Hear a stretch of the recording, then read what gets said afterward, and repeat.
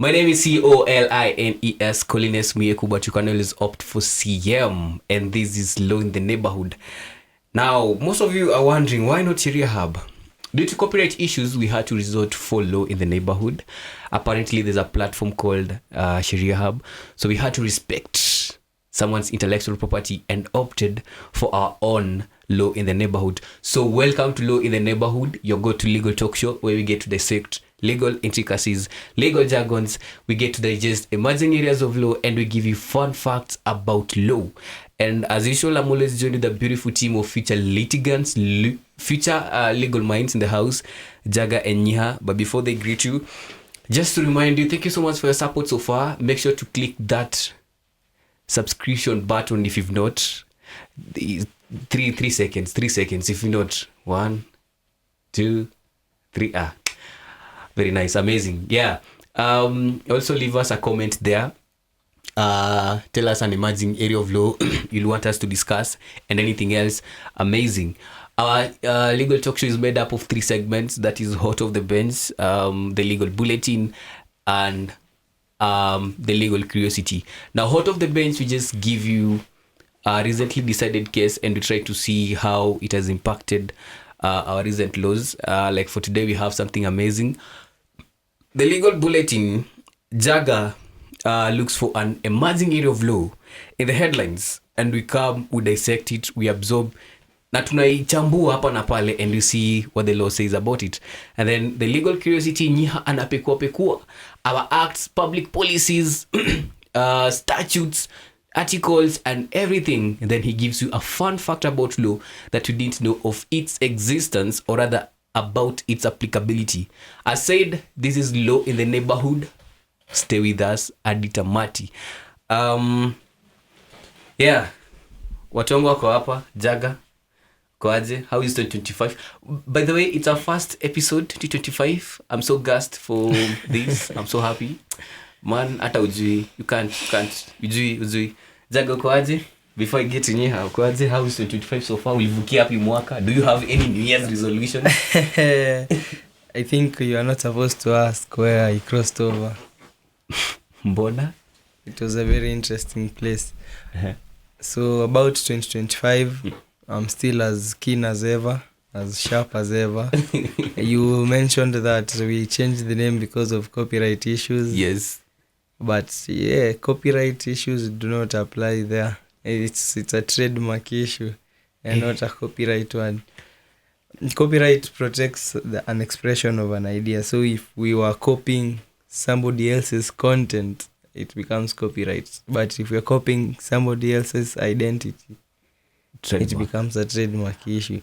So besides that, my New Year resolutions are just to become.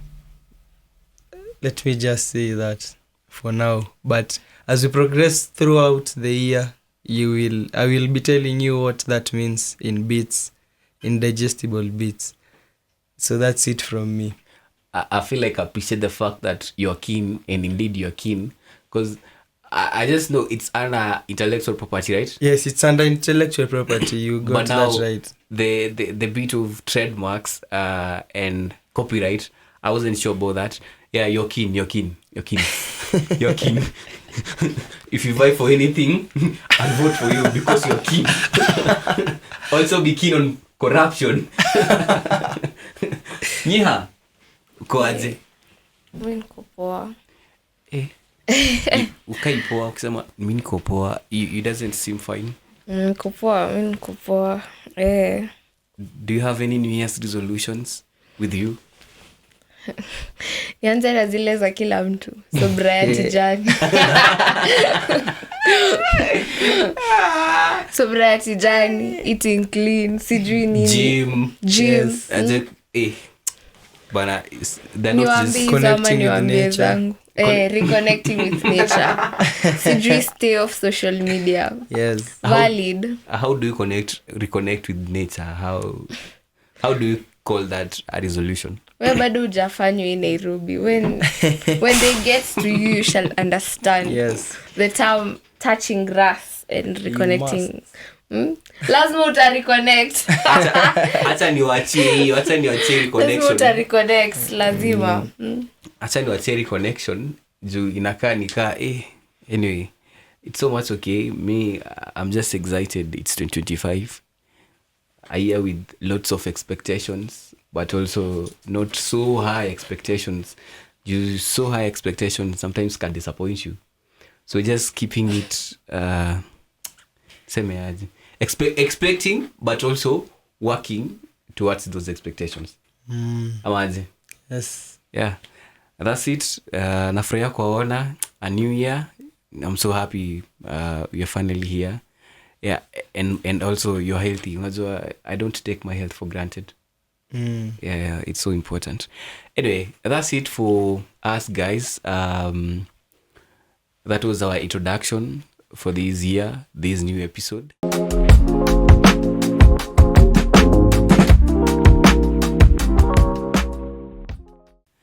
Now, we'll go right into it, into our talk. And today, in Hot of the Bench, or rather in the courtroom, we have an amazing case that is a landmark case. And actually, in our previous talks, one of the fun facts, this is one thing Nyiha gave us. You remember when she talked about criminalization of attempted suicide? And then a few weeks later, a landmark case that everyone who wanted the decision to be made, the decision was made towards favoring them. So the case I'm talking about is Kenya National Commission on Human Rights and two others versus Attorney General. I understand we had other interested parties there. We had Law Society of Kenya as amicus curiae, which is a friend to court in this case. We also had other mental institutions which came in to also buttress the whole thing. It just shows how those institutions were so much invested in seeing the court not overturning, but decriminalize Section 266 of the Penal Code that says attempted suicide. It's against the law, and it's punishable for 2 years or fine or both. So basically, the move of this petition, they persuaded the court that the said section, number one, betrays Section 27, which says no one should be discriminated. And in this circumstance, people are being discriminated based on their health, based on their mental health. When you say, if you attempt to commit suicide, because you have mental health issues, you will be jailed for 2 years. For them, it feels like it is discrimination in a way. They also say it's against human dignity, also contravention of there's something to do with children also, and also protection of people with disabilities. Generally, those were the main reasons they wanted to persuade the court with. And also the AG had their reasons to dissuade the court and say, no, we cannot actually say decriminalizing this section will favor those who have mental issues. So they also had their own reason as to why they wanted court to uphold Section 226 of the Penal Code. So, Jaga, sijui, after reading the case, what do you have and what did you get from that case? So of course, the upshot, or rather the gravamen of that case, what the case simply tells us as concerned citizens is that suicide is no longer a crime as prescribed by the Penal Code, that is Section 226.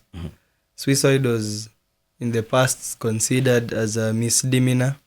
That is a small crime, which, as you said, attracts a sentence of 2 years or a fine or both. But now that is no longer the case in Kenya, as the petitioners were able to convince the court that criminalizing suicide or attempts at suicide is against the constitution, in that, yes, as Cohens said, that it does violate the rights of citizens under Article 27 of the right not to be discriminated according to their disabilities. So disability, as prescribed, I think, in the Public Health Act, it is a mental, physical, or any other condition that impedes the normal functioning of somebody. So it does violate their rights not to be discriminated, their right to human dignity, and also their right to access health services. And the ruling was quite an important one, and it's going to set precedent in Kenya. Yeah, sure. But there's a question I asked in an article I wrote. Yeah. And this one maybe can be answered by those who attended a criminal law class or those who have experiences from somewhere else. Now that attempted suicide has been decriminalized, what now happens to some individuals who are serving a sentence because of having attempted suicide in the past? Bro, what it's only 2 happens years. to them? It's only 2 years. I mean, You cannot say it's only 2 years. I'm saying, what do you mean?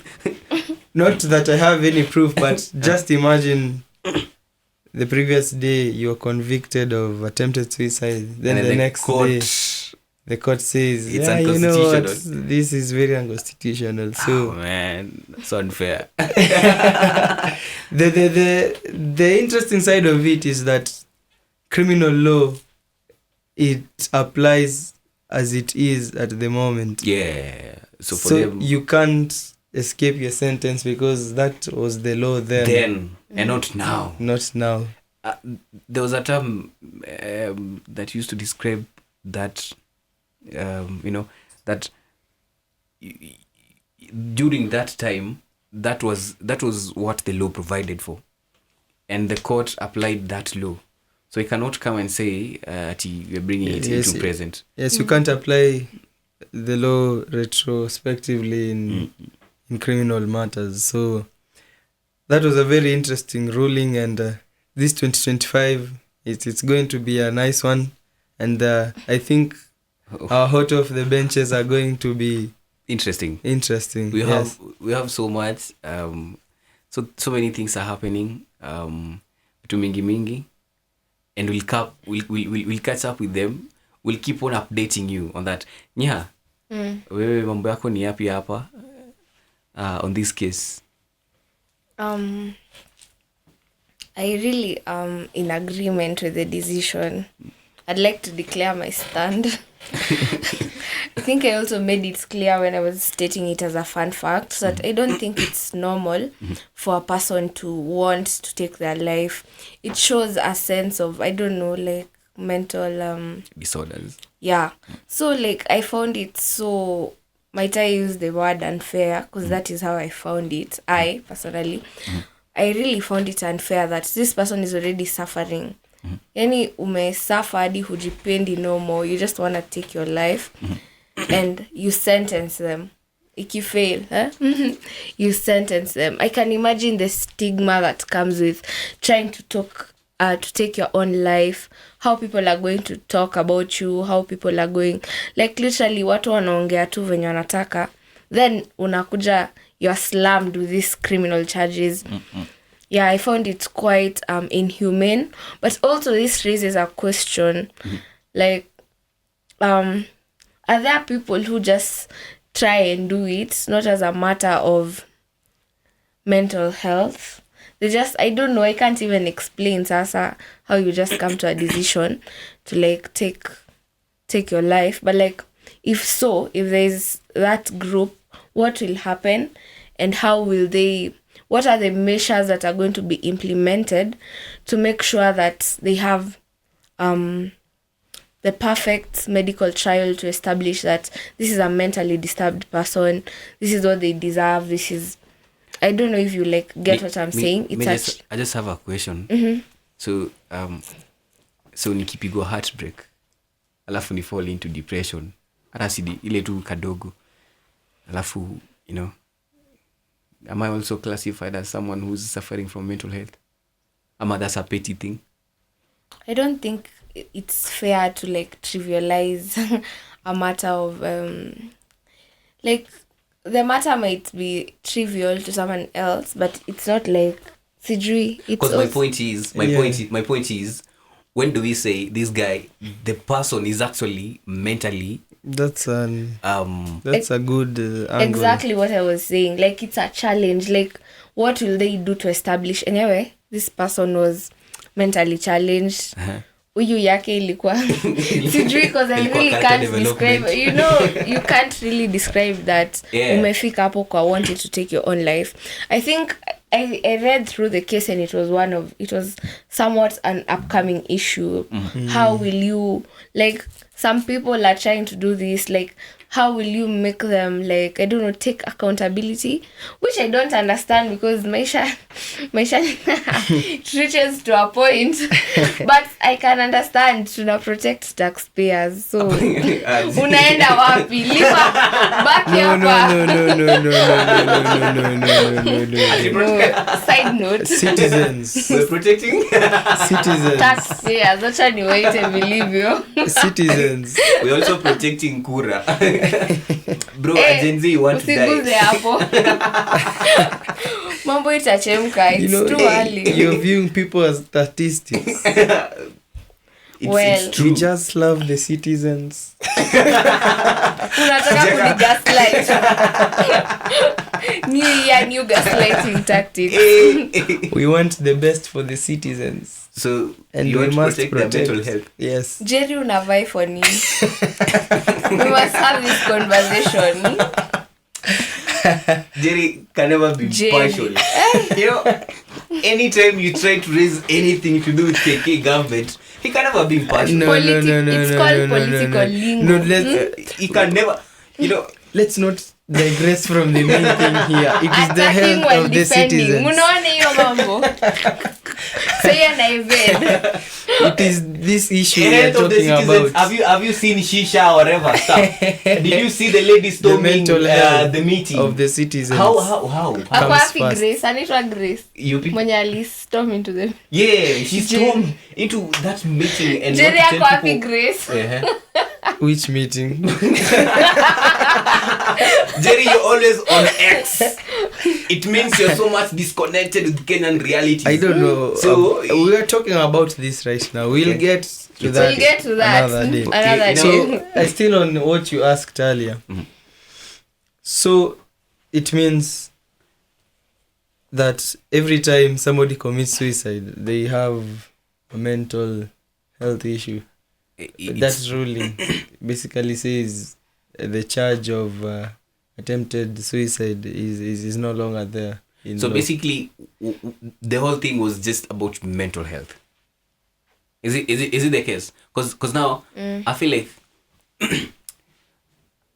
I can't really put a clear line of distinction between the way you just said trivializing things and serious. So let me just give you an example. As I was reading through that case, there's one of the petitioner. Even the act explains what a disability is, and it doesn't give whether it's long term or short term. No. Exactly. Okay. Very vague. It's very unclear.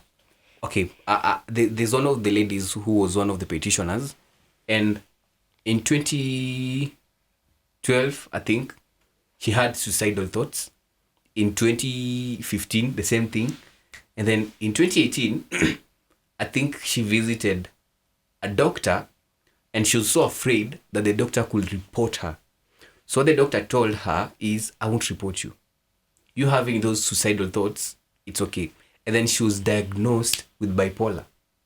So she has a mental health institute meant to, address some of these issues. And I feel like that is a very massive stride towards that, because she's a victim of that and she knows what it takes for you to be mentally disorganized and to get to that point where you have suicidal thoughts.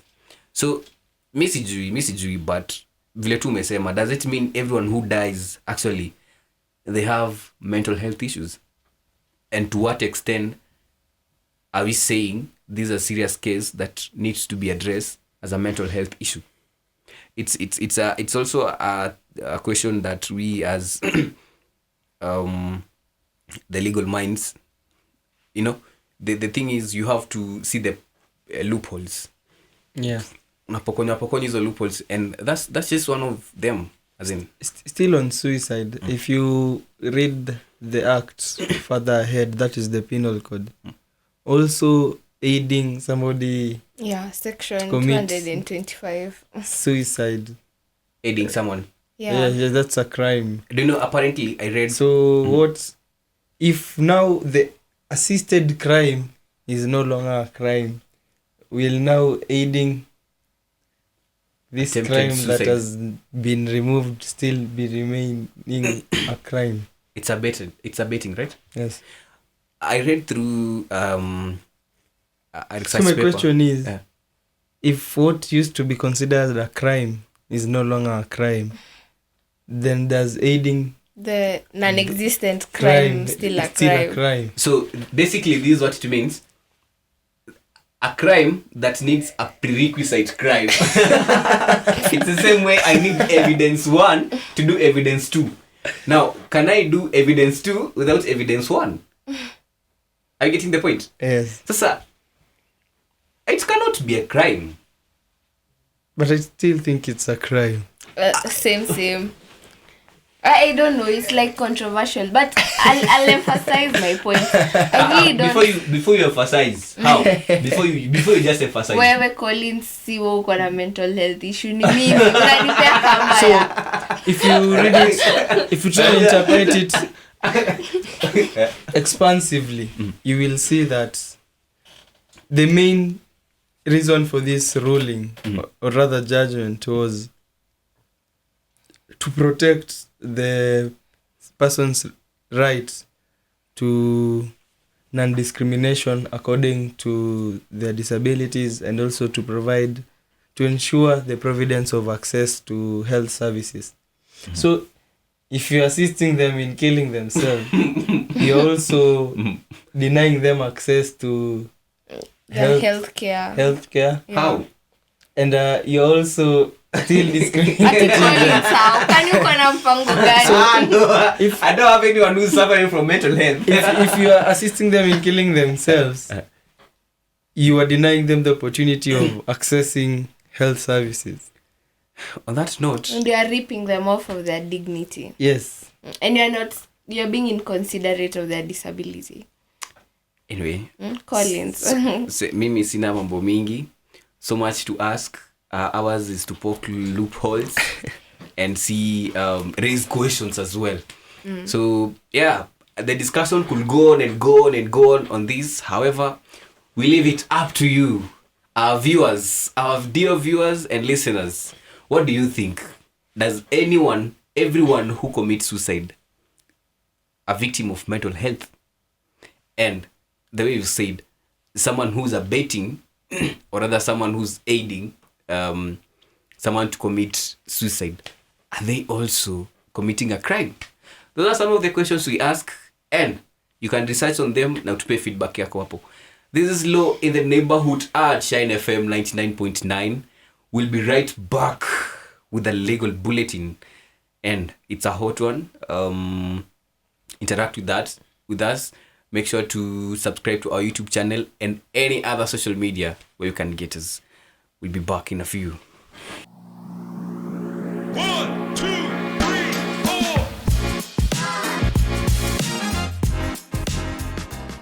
4. Anyway, So for our legal bulletin today,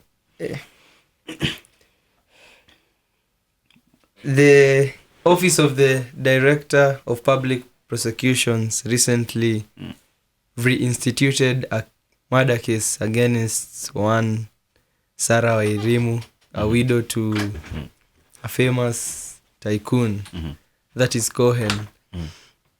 So back in 2019, Cohen was actually found dead and deposited in their home septic tank. So charges were instituted. The case reached where it reached, but the director of public prosecutions then, Mr. Nurdin Haji, you know that name can elicit a lot of emotions right now. So the director of public prosecutions then withdrew the case from the court and asked for a public inquiry into the death of Cohen. So a public inquiry is just simply, it's like an investigation team which is funded by the state, where they go on a fact-finding mission and try to gather evidence. So in short, you can see the case was withdrawn for maybe lack of evidence to sustain the charges levied, which was murder. And so the charges were withdrawn back in 2022. It's 2025. The widow is just enjoying chilling the new year, just chilling. actually anapitia wheel and is just, you know, Collins,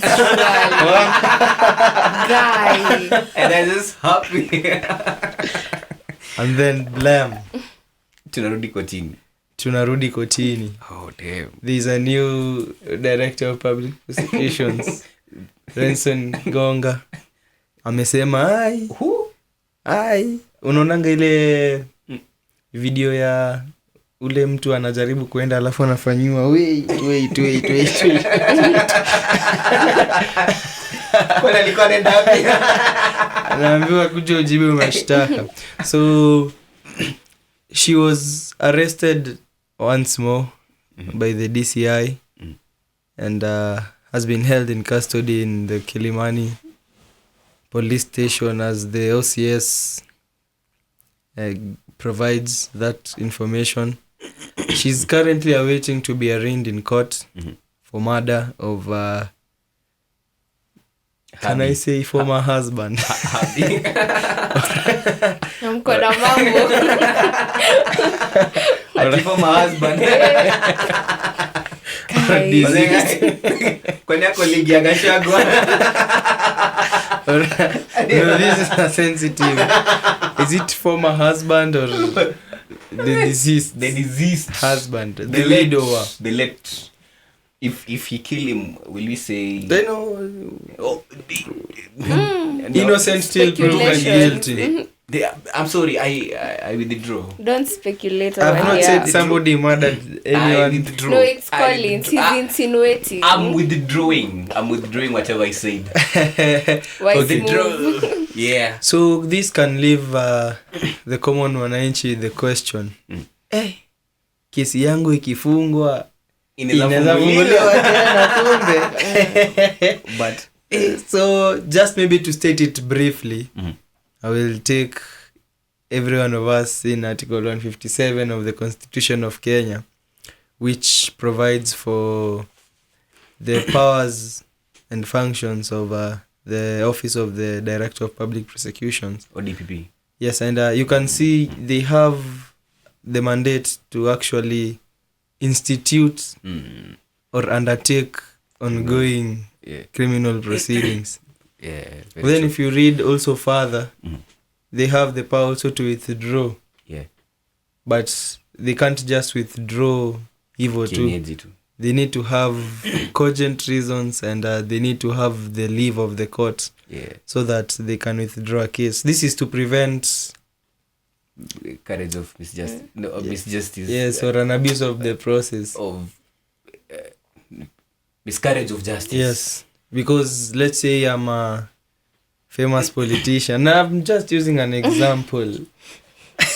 as you use an example. Your I am example Wait, just wait. using an will example. determine Can we just use previous examples kesho that tutakuwa tuna free Jerry. Wewe endelea kusema hapo. Ati kesho tutakuwa Tunasema free Jaga. Wewe endelea tu kutaja politician. I'm a famous I'm an influential person who happens to be a politician. But so who are you? Who are you? An influential politician. Kwani kuna some who are not?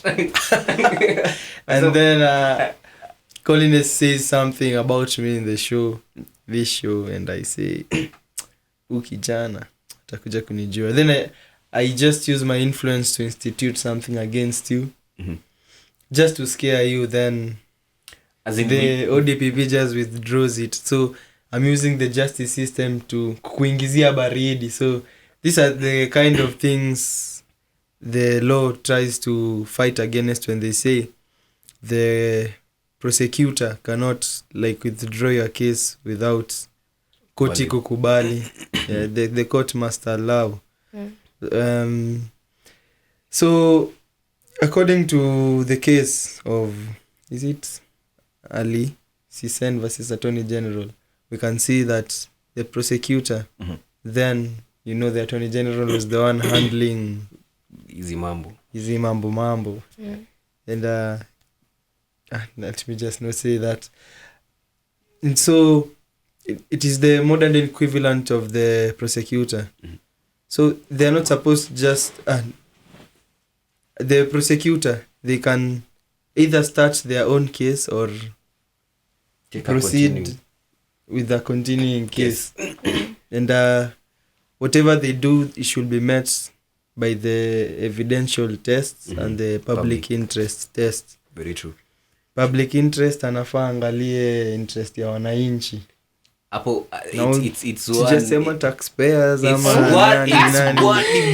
wananchi. It's one debatable thing. I'm also a Mwananchi, so if I say public interest and it's favoring me, I'm also Mwananchi. So it depends, but sijui hapo kwa public interest kidogo. And this can be a topic of another day. Yeah. The difference of also public interest and national interest. Those are actually two different concepts. So we'll talk about it another day. So on to another case of Sisina versus Republic, where the court stated that with the leave of the court, the public prosecutor can withdraw a case, provided that if the prosecution has already closed its case, amepeana evidence yote, amemashakizwa, lakini aone huku mbele kunaenda kuwaka. So if the prosecutor has already presented their case and they withdraw, you're automatically acquitted. Yani wewe sasa hautaikuwa na makosa. You're a free bird. And once you're acquitted, you can never be charged for the same mistake. Outrefer acquit. Yes. I still remember some elements of criminal law. Though, yeah, it wasn't my Lakini stronghold. aki withdraw if they have not yet closed their case, it just stays like that. So I know it is the position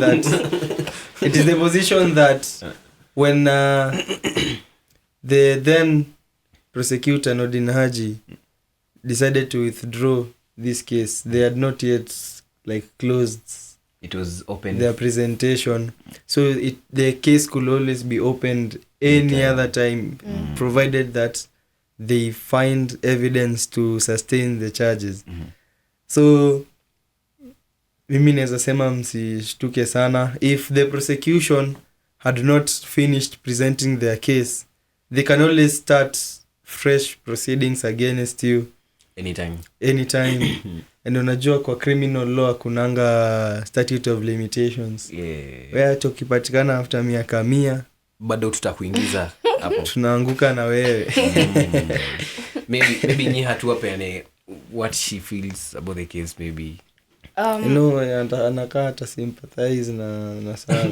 We bana But, nini hii mambo just I support women's rights and wrongs lakini we Sarah unajua she's still innocent we Yeah. umempata yeye ni guilty no, I've not so I stand with you Sarah till the end Sarah ukiwa pale custody Someone is paying for women you. for women but either way I think you have addressed the lingering question like what is the is there a form of limitation to the DPP's power to like reinstate a criminal proceeding?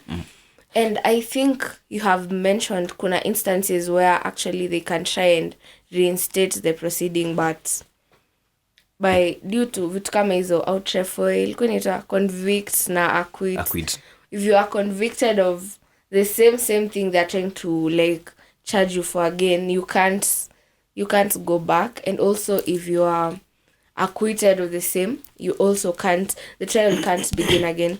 So I think you have addressed, because it's a question, mi naeza katu no uoga na nikisha maliza kuserve term yangu muone good hapa we need you back there. Like it's a lingering question. And also you have really addressed there is when you read article 157 before ufike hapo kwa the limitations of the DPP's powers, unaweza ona huyu mtu he has a lot of power juu anakwanga he has the power to inakwanga reinstate continue sijui powers kubwa but powers kubwa big powers yani article 157 and ujangalie hapo the powers that have been delegated to the DPP or and DPP. the office of the so I think you have addressed the lingering questions that someone might have. Nikimaliza my term nitarudishwa ama when my case has been like it's just lingering. You thought you were free. No, please. No. Wacha nianze natoke mimi niingie. Kuna tunaendea. Hadi mimi niko na list yangu. tuko tumemalizana. Come back. Anyway, you want to be a prosecutor in the future? Jerry naanza na wewe ile kesi yako. Kesi gani? Wewe najua utakuwa na kesi soon. Wewe kwa prosecutor tutapanga tutatengana. mio najitoa wakipanga wakitenga mimi niko neutral. Anyway, that was it. Hizo majela.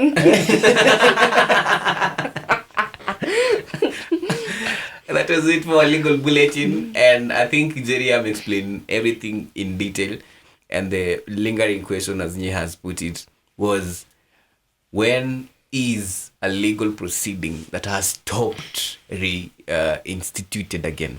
And they've said there's a legal procedure for that, and according to criminal law and the powers vested in ODPP, he can always reinstitute a case that he stopped. Actually, the whole process of stopping a criminal case by ODPP inaitwa anole prosecute. He just has to write that and then do all the things. Anyway, we are taking a short break. When we'll be back, and Nyiha will be taking us to a fun fact about law that you didn't know about its existence or you didn't know about its applicability. My name is Cohens, Cohens Mwiyeku, but you can always opt for CM, and this is Law in the Neighborhood. Keep it locked. 1, 2, 3, 4.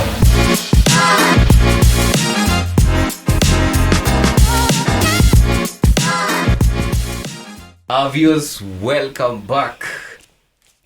We're back with Legal Curiosity, where we give you a fun fact about law that you didn't know exists or about its applicability. This is Law in the Neighborhood. Please, as usual, I keep on encouraging you. Upendo ni Yesu bana. Upendo ni Yesu. Tuonyeshe upendo. Subscribe to our channel. Also, leave us a comment and give us an emerging area of law that you want us to dive into. And we'll do that. Leo tumongelea vitu mingi sana in just 2 segments. And what about now? Tunaongelea vitu nazo zinahusu watu wengi. A bigger percentage. of staki kusema staki me, I'm always neutral, so I won't generalize these and say at you only ladies at you. I'm also neutral. Mimi niko neutral. Yeah, I feel like on these we can accept your impartiality. However, on other forums, your impartiality is respectfully dismissed. Nyiha, what do you have for us today? Today I'm going to talk about law and its relation to cosmetic procedures. So last year there was a time, it was in the last quarter of the year. There was a lady who went to get her body done. I guess that's the respectful term to use. She went to get some form of cosmetic procedure, and unfortunately she passed away. Na kulikuwa na a lot of vurugu pale social media. People you could just try to help me understand by cosmetic procedure, what do you mean? Collins, jamani uko Webuye amna watu wanafanya BBL. Oh, hata nilikuwa nimesahau. How is North Carolina? BBL ni nini? Kwani hilo? I'd forgotten it's not from North Carolina. But BBL. Let me tell you about BBL. but back to that. Ni mnaishi dunia gani? Ebu anza hapo kwa cosmetic procedure. Cosmetic procedure. Actually, cosmetic procedure Sisi is tulifukuzwa na Trump. Wacha niseme it's a form of procedure that tries to enhance your form of appearance. Ikweni pale ni Jerry ameenda kwa Dr. Miami kuongeza zinitangani Brains. Veins Jerry. Brains.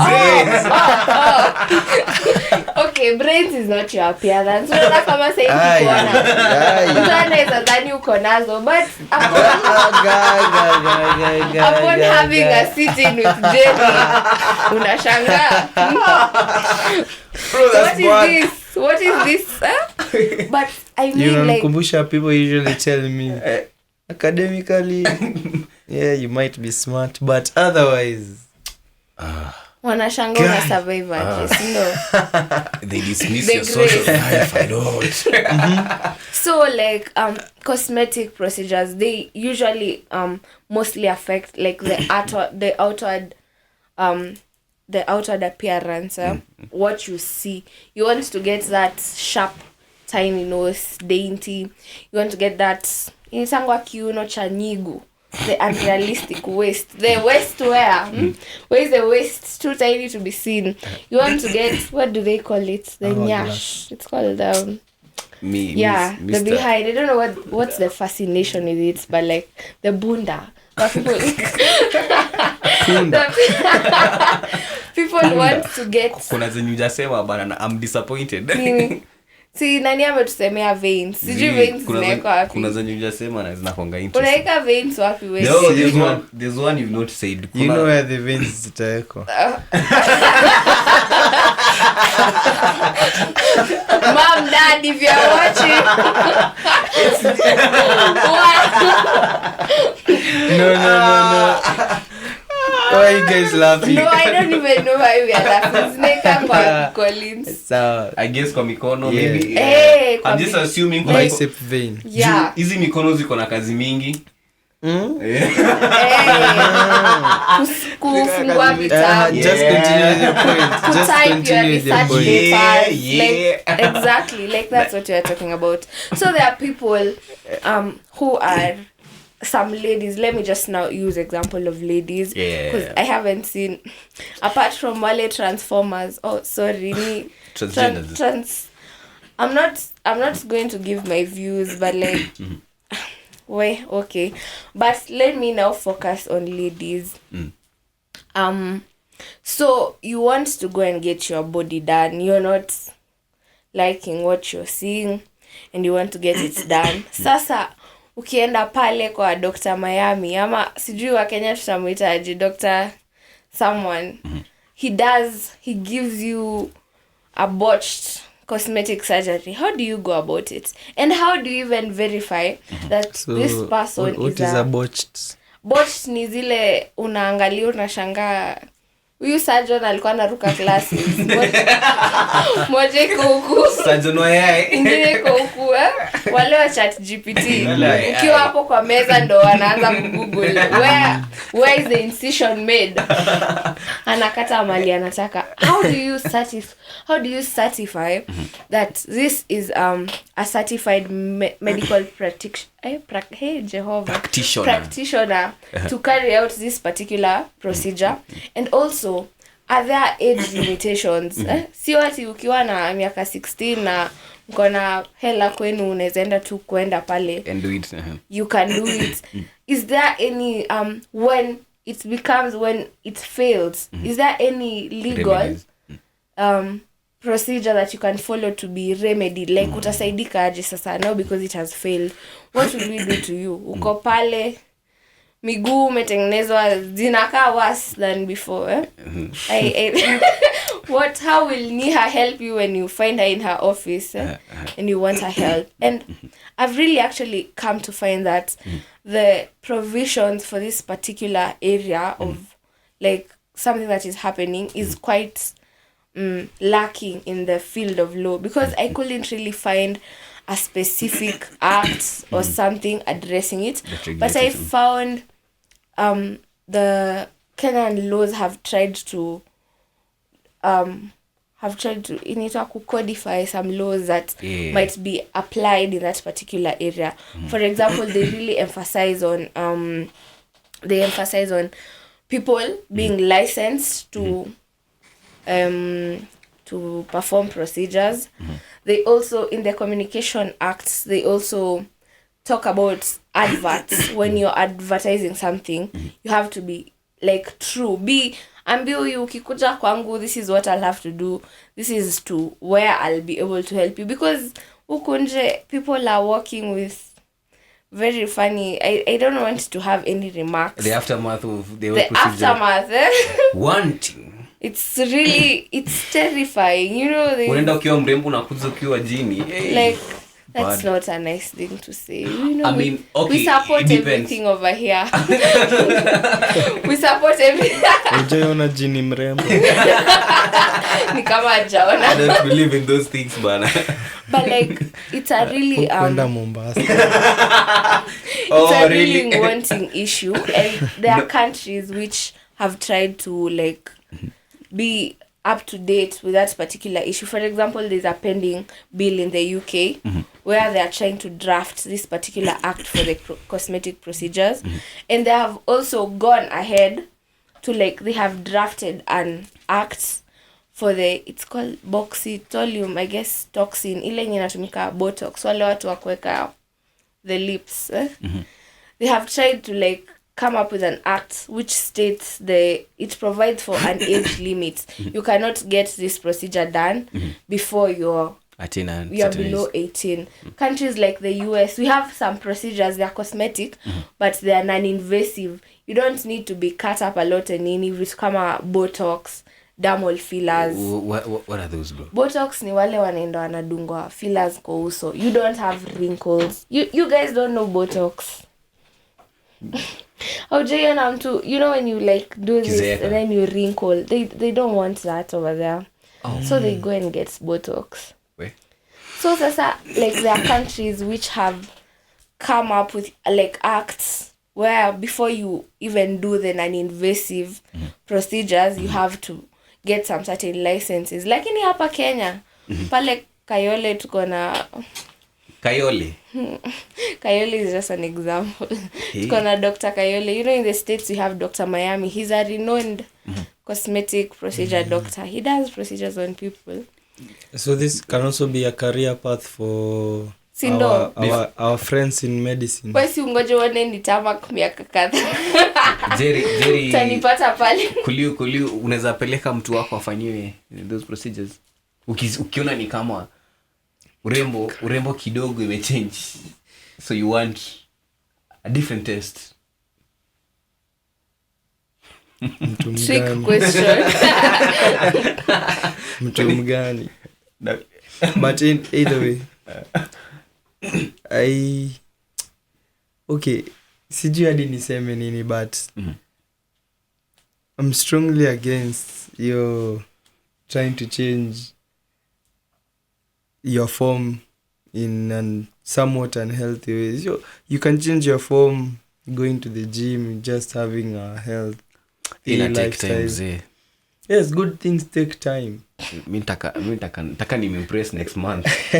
Unasema Good things. Kama unataka nataka impress veins- next nataka month. veins za kumimpress next month. Be a good. But either way, this is a society. It's a free society, and everything needs to be regulated. So even if you're going for cosmetic editing, you want to edit your body To edit body yako. or enhancing, I think there should still be law regulating the whole field so as to avoid things like quack doctors and unprofessional codes of conduct, like a person just handling you unprofessionally. But I think for every doctor, you can sue them for their negligent acts. Not for every doctor, but every professional. You can sue them for their negligent acts. So it's a legal framework that is yet to be developed in Kenya. There's two things, cosmetism. So yes, it's a interesting fun fact that we've taken, in that there seems to be an existing legal framework which is just a fragment of other acts, like the Kenya Medical Practitioners and Dentists Act, the Public Health Act, and so on and so forth. But there is really need to address the changing times. You know, I read somewhere right now, if you want to make money, you make use of the woman's need to be pretty, or the most beautiful version of themselves. How? A man's lusts, yeah, and so on and so forth. A children's. I'm lost with those examples, but ni sawa, just go. So what I'm saying is, we are reaching that age where these cosmetic processes zitakuwa mingi than we would have anticipated, and if there's no law regulating it, it's going to pose a huge problem to society. Very true. Very true. It's something I've just learned this week. Thank you, Nyiha, for that. Personally, I've learned that when he brought it up. I didn't know. And every day it's a learning day. You know, we continue evolving as a country, as a legal system. And what I can just say is, as a country, our laws are flexible. And also, we keep on, as we evolve, there's some emerging areas that also need to be regulated. And there's so many. And this is one of it. According to my research, cosmetic industry is actually a growing industry, and it's worth 20 billion. But yeah, that's it for today. Thank you so much for staying with us till the end. I love you so much, guys, for showing support. If you've not clicked the subscription button, please go ahead. Nimesema nini? You can just go on. Kwani nimesema nini? Yeah, that's it. Jerry, what do you have for our viewers? Anyone you want to shout out? Anyone? Oh, niko na sahau mazi. Mike acheka mazi. Nakupenda sana. Ako tuned in. Hey, Ameniambia wait. Ameniambia anataka kujua sheria na mimi niko hapa. Nitakufunza sheria, wewe ni Gen Z. Nitakufunza sheria. Kiacheka. Si ndio? Weli parent. acha mambo mingi ati yo kiateka. Lipa rent. Weli parent man. Ni sawa. I give up guys. Bye. Tutaonana tena kesho. Thank you so much for staying with us. Yeah.